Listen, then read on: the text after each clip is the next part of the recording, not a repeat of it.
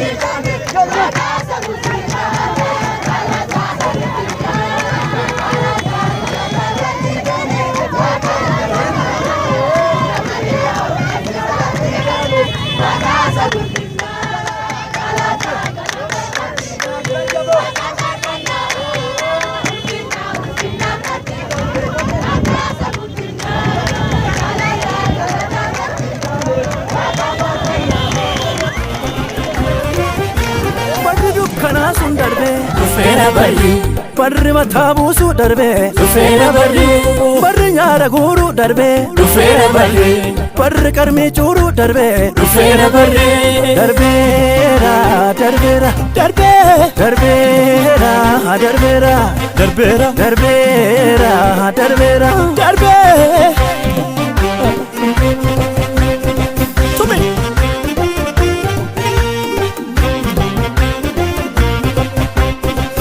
Nuke Sodana Siji Sodana Ifanu Baye Sodana Siji Sodana Kuya Nuru Fe Sodana Siji Sodana Diablos Kufe Sodana Siji Sodana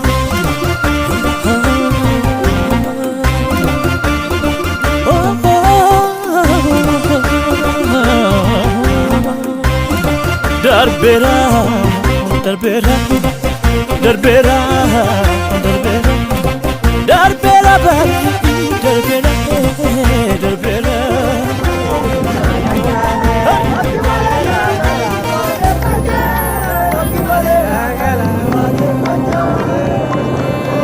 Yona male yomire kanan gofta ko jaje ina ko garagu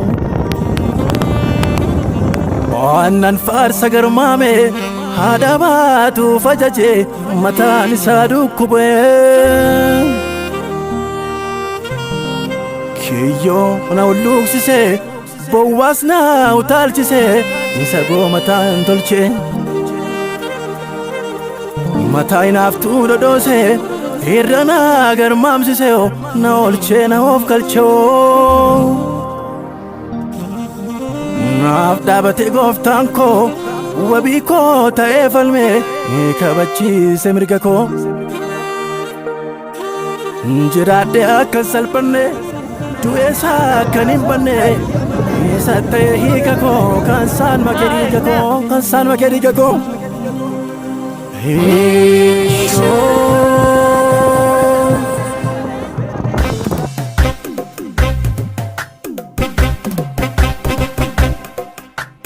Lufera barri farfatanyo Lufera barri farfatanyo Lufera barri dadetanyo Lufera barri dadetanyo Lufera barri weddisanyo Lufera barri weddisanyo Lufera barri dichisanyo Lufera barri dichisanyo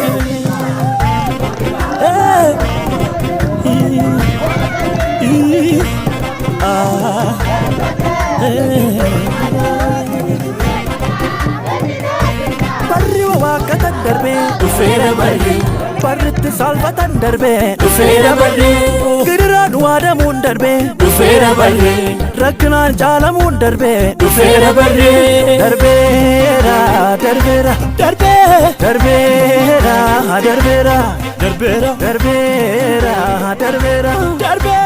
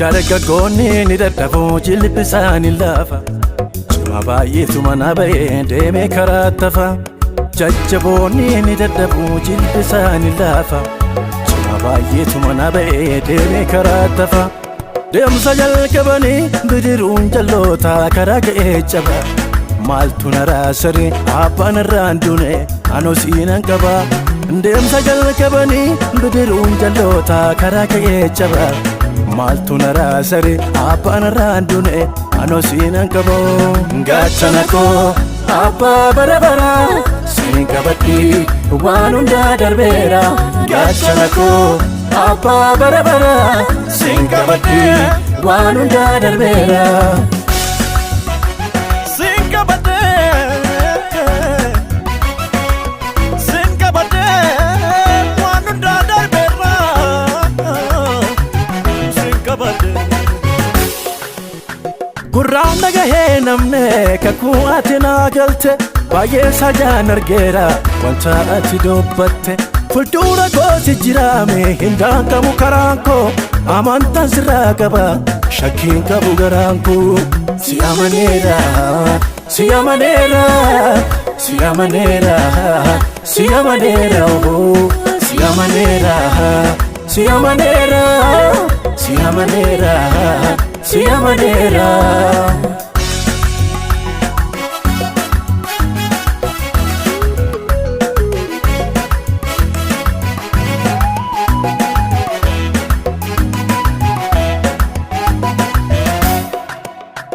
akka dubbii kee jirtaame jettee takkaan akkattu hin dhageenye na argine wanta sitti ulfaatu galaannu siif dhaabataame hin hirama koomame tulluutu siif raqoma hin dhaabatu gootame si amaneera si amaneera si amaneera si amaneera si amaneera si amaneera si amaneera si amaneera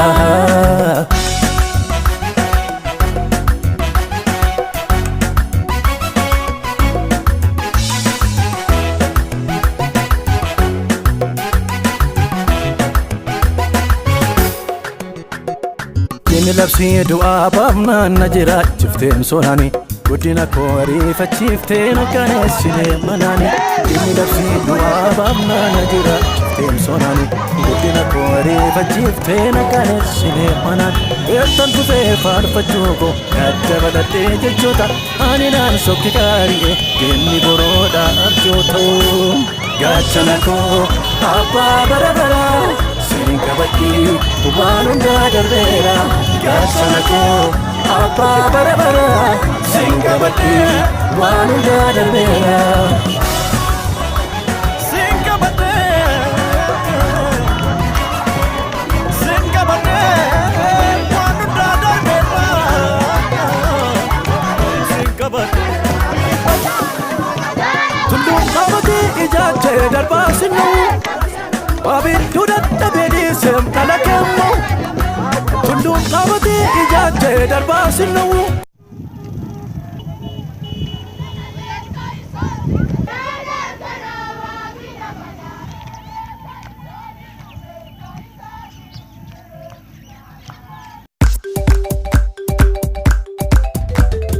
Maala kan bareedaa gaa'ila gooftaan eebbisee Maala kan bareedaa gaa'ila gooftaan eebbisee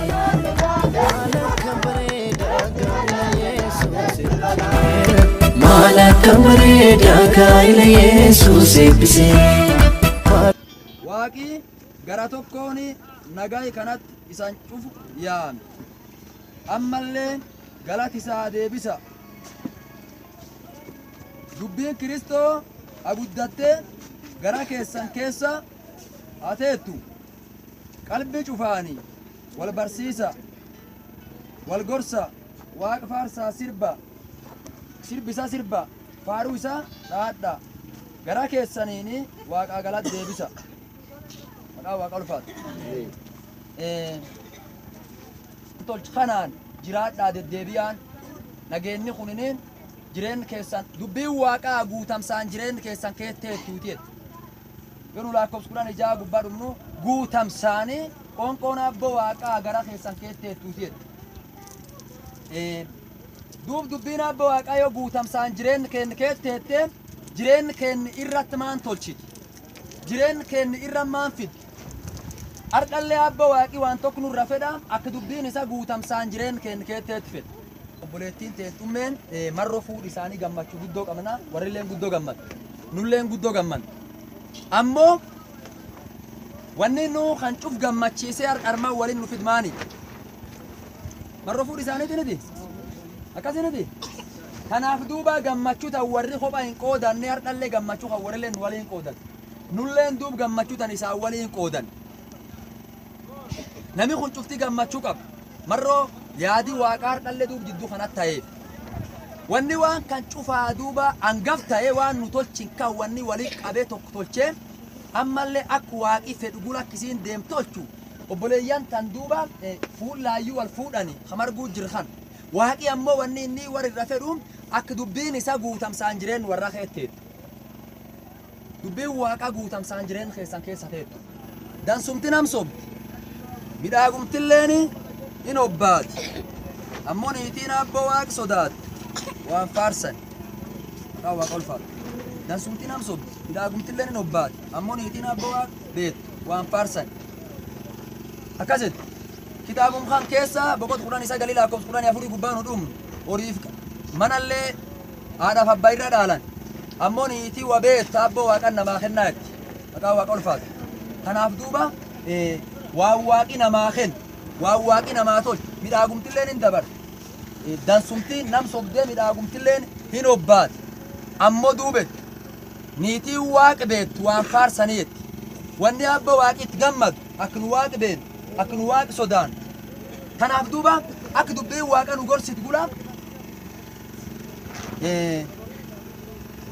yoo waaqa beekte obboleettiin teenna ummeen guddoo midhaan ta'uu isan argitan tan obboleessi keen galgaloolleen akkasuma namni akka midhaagas keessa hin jiru. Kanaaf duuba yoo dubbiin waaqa nu dubbattu wanni kun cufti duubu waan dabruuf waan hobba'u midhaagumti nam sobdi dansumtilleen hin dabarti. Ammoo niitiin waaqa sodaattu waan faarsaniiti. Mallee guutamsi dubbii waaqa jireenya keenya jiraatu. Kanaaf soda waaqaatiin jiraadha. Soda waaqaatiin oolaa bula. Soda waaqaatiin deddeebi'a.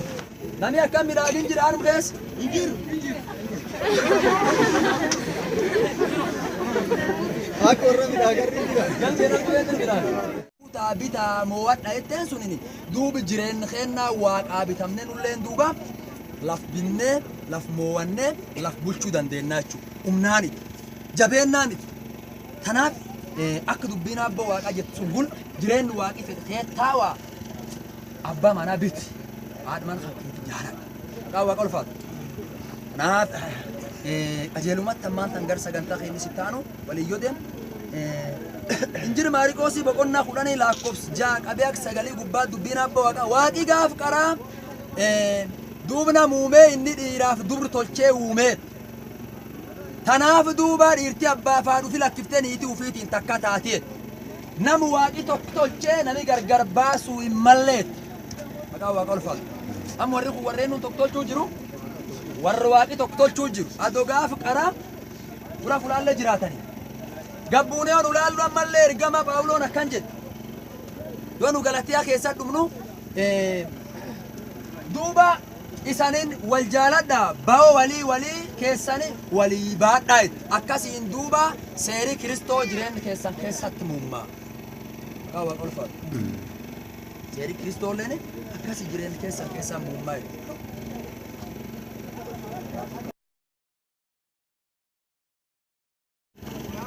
galgala gurraacha fuul Waaqaa waan ta'uu danda'uutii fi fuul gumii Waaqaa kan duratti gaafii kan si gaafadha.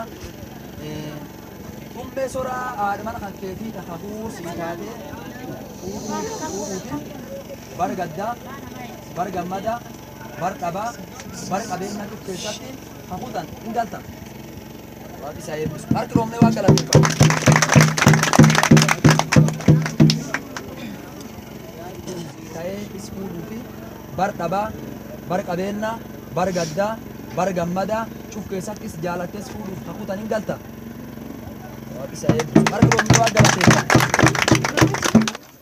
Maqaa Waaqa ulfaatu. Ol dhaabbannuun cufti milkeennaan. Galoo gurraacha. Kumbee soraa. Haadha mana kiyyaa kakuu kanaaf taatu. Yeroo dhiphinnaa. Yeroo gammachuutti. Yeroo dhabaa. Yeroo qabeenyaatti. Si jaaladhe si fuudhuufa. Kakuutan. Si galee jira. Waan kan fuul Waaqaatiif fuul gumii Waaqaallee duratti in mirkaneessa. Mallattoo fuul kiyya kataaf qubee tana siif kennee jira. Harki roobnee waan galateeffatu.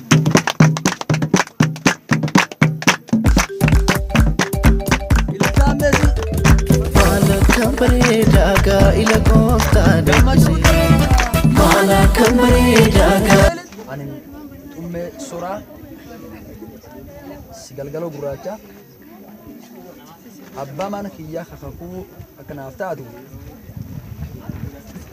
bara gaddaa, bara gammadaa, bara dhabaa, bara qabeenyaatti si jaaladhee si fuudhee jira. Waan kan fuul Waaqaatiif fuul gumii Waaqaallee duratti ni mirkaneessa. Mallattoo fuul kiyyaa kan taatu qubee tana siif kennee jira. Harki roobnee waan galateeffatu. Maala kan bareedaa gaa'ila Yesuus eebbisee. Maala kan bareedaa gaa'ila Yesuus eebbisee. Maala kan bareedaa gaa'ila gooftaan eebbisee. Maala kan bareedaa gaa'ila gooftaan eebbisee. Maala kan bareedaa gaa'ila Yesuus eebbisee. Akka taatanii Waaqayyoo duratti fuula amantoota kana duratti maqaa Abbaa, maqaa Ilmaat, maqaa Hafuura Qulqulloottis kakuu keessan isanii fi ni jabeessa. Waaqayyoon isa wajjin haa ta'u. Dhugaa isaatii fi sodaa isaatiin isan ageggeessu. Amma jala qabee hamma bara baraatti. Ameen. Sidunuuf milkeessee cidha kanarratti Yesuus argamte hirruu isaanii guutte cidha isaanii biifte har'as si barbaanna cidha kanarratti ayyaana kee guddaan hirmaadhu miirratti.